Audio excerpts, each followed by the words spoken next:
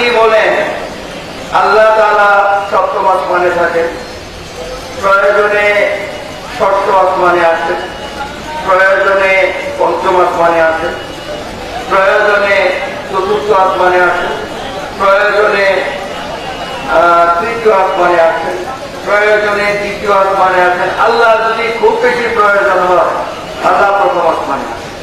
বলে কি বলে না? বলো, বলে কি বলে না? বলে তো। আসলে আমরা মুসলমান, আমরা ইসলাম ধর্মের অনুসারী, কি বলে? আল্লাহর অবস্থান সম্পর্কে জানার প্রয়োজন আছে কিনা? কারণ সমস্ত কুয়াশার মালিক হচ্ছেন আল্লাহ, সেজদার মালিক হচ্ছেন আল্লাহ, কুল্ল মাখলুকাতের মালিক হচ্ছেন কে? আল্লাহ। তাহলে আল্লাহ সমস্ত উপাসনার মালিককে, তো যার উপাসনা আমরা করব তার অবস্থান সম্পর্কে জানার প্রয়োজন আছে কি নেই?